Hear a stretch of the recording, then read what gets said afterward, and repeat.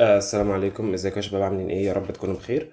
معاكم دكتور محمد حسام. النهارده هشرح لكم جزء الكالكوليشنز والكالوريز، الحسابات يعني، وازاي how to create the diet، او ازاي ان احنا نعمل الدايت بتاعنا بصوره مبسطه وصوره بيزك، وهنشتغل على البالانس الدايت. خلاص. طيب.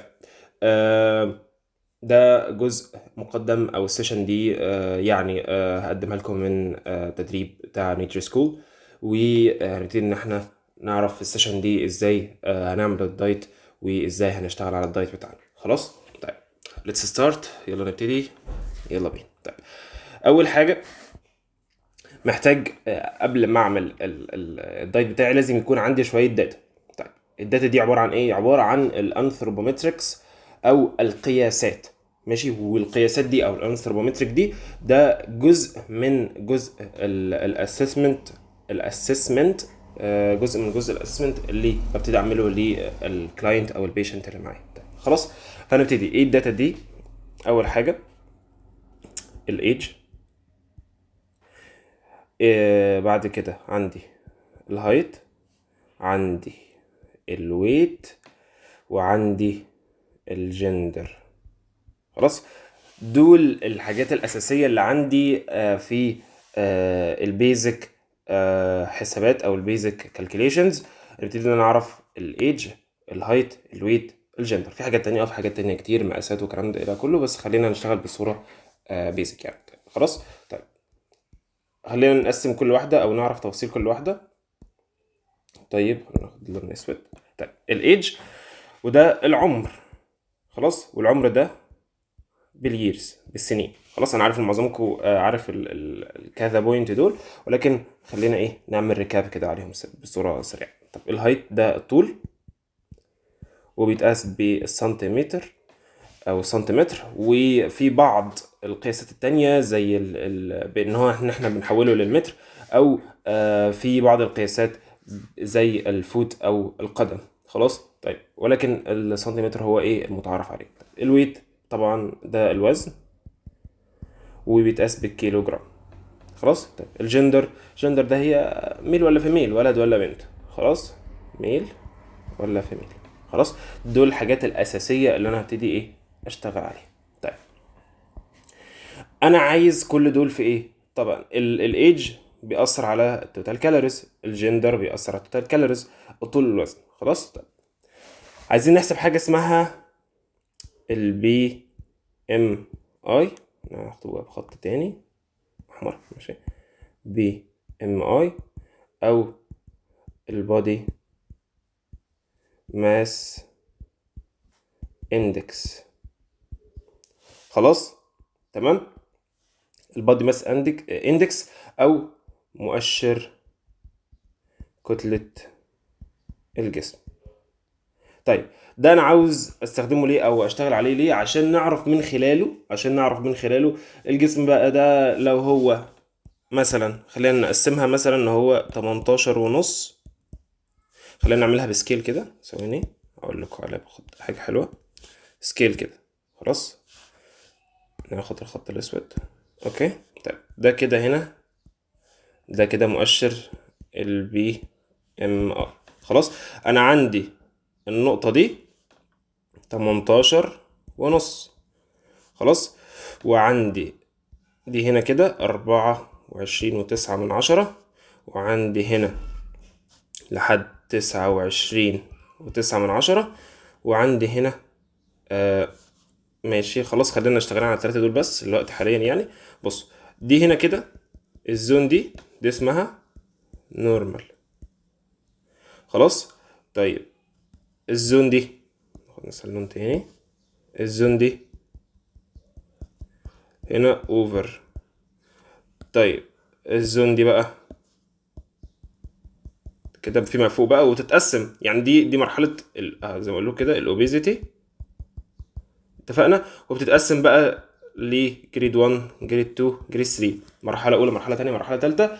وبتختلف على حسب بقى البي ام اي. خلاص. يعني بيزيد. تمام. طيب، وتحت دي، تحت 18 ونص، ودول نقول عليهم اندر ويت. خلاص. ده كده السكيل بتاع البي ام اي او البودي ماس اندكس. طيب البودي ماس اندكس ده بيتحسب ازاي؟ بص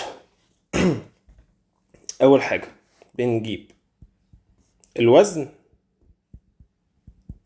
وزي ما اتفقنا هو بايه؟ بالكيلو جرام، وبنقسمه على الطول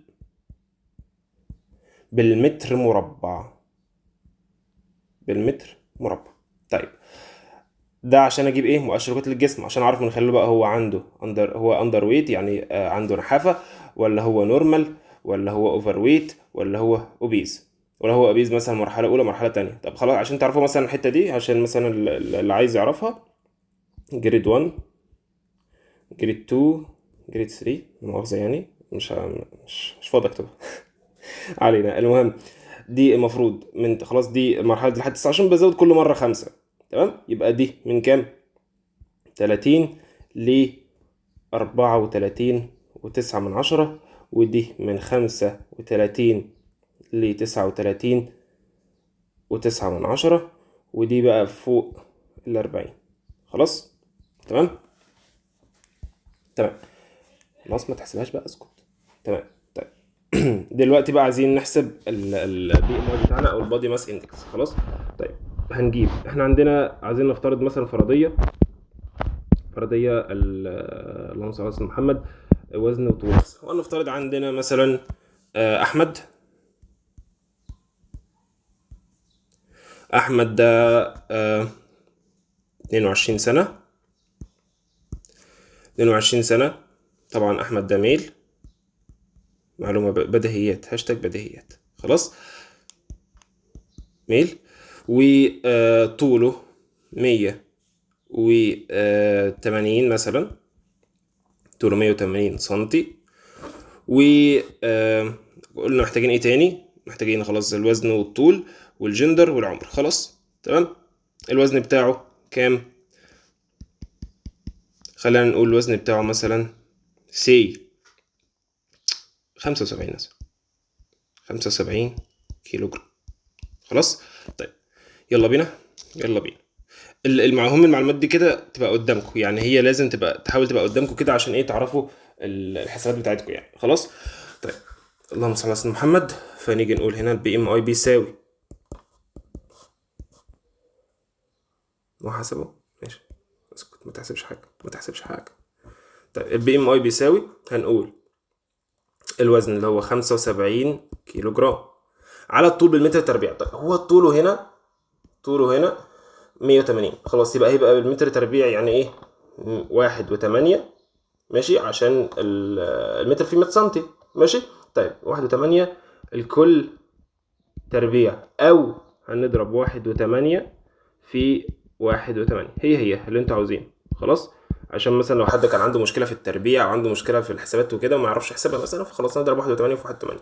طب هو طوله مثلا لو كان 1.86 مثلا، 1.86 سنتي، خلاص 186 سنتي عفوا. خلاص هنقوم جايبين هنا نقول واحد علامه، هنحط علامه بعد اللي هو ال 100 سنتي دول، هنحط بعدهم علامه، وبعد كده هنحسب نقول 8 6 عادي كل تربيع. خلاص تمام. يلا بينا. طيب هنحسب بقى دي، نحسبها ازاي؟ هنقوم جاي هنا كده ونقول له 75 على 1.8 الكل تربيع، ونقول له يساوي، هيطلعها ما طلعهاش سالب يا فاشل.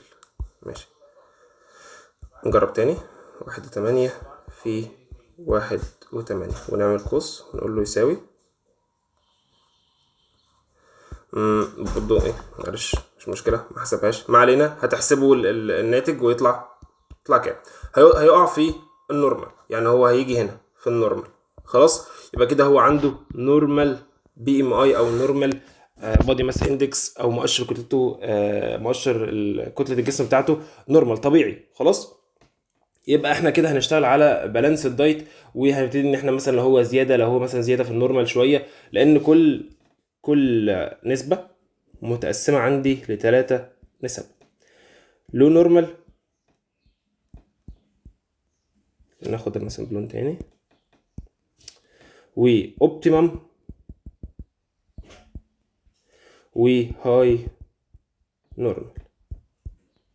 خلاص هاي نورمال اوبتيمم ولو نورمال. طيب ايه الفرق ما بين دول او ايه دول يعني؟ لو نورمال ده قريب ليه اللي هو خلاص تفه معلش يعني تفه وهيبقى في الاندر ويت. طيب وهاي نورمال خلاص ده هو مثلا الاوفر ويت بيبتدي مثلا من 25، تمام، هو 24.9 من عشرة. ده انت واصل لل للاوفر ويت خلاص. طيب مهم جدا تعرف ان البي ام اي ده هنقول ايه؟ غير دقيق. يعني ايه غير دقيق؟ يعني مش رز. بهزر اصلا معلش، هو دم خفيف. طيب ما علينا. المهم غير دقيق ده يعني مش بناخد بيه او مش بنحسب بيه. ليه؟ لان هو بيحسب كتلة الجسم ككل، مش بيحسب تفاصيلها. يعني ايه؟ ما ممكن مثلا ان الشخص ده يكون اغلبه او اغلب وزنه عضلات، ماشي، اغلب وزنه عضلات، تمام. طيب فاغلب وزنه عضلات دي حاجه كده انا مش عاوزها؟ لا، ده بالعكس. ممكن واحد يكون مثلا بيتمرن في جيم، بيروح مثلا هيلعب مثلا بطوله او حاجه، فهو عضلاته كتير، فدي حاجه كويسه، والفاتس قليله عنده. طيب يعني على بقى الجانب الاخر، في واحد معظم الوزن بتاعه فاتس تخين بقى، يعني الوزن بتاعه عباره عن كتله دهنيه، فهو ده كده اللي مش مفضل يعني او مش محبب يعني خلاص. طيب خلاص، هو ده بس انديكيشن للكتله او مؤشر كتله الجسم بيكون ايه، مش اكتر. لكن بعد كده بنبتدي ان احنا نعمل له تحليل او نعمل له البادي بتاعه، ونعرف المعظم او الكومبوزيشن بتاع البادي بتاعه عامل ازاي خلاص. طيب يلا بينا يلا بينا. طيب ازاي بقى نحسب الكالكوليشن او التوتال كالوريز؟ هخرج خروج درامي وهاجي تاني.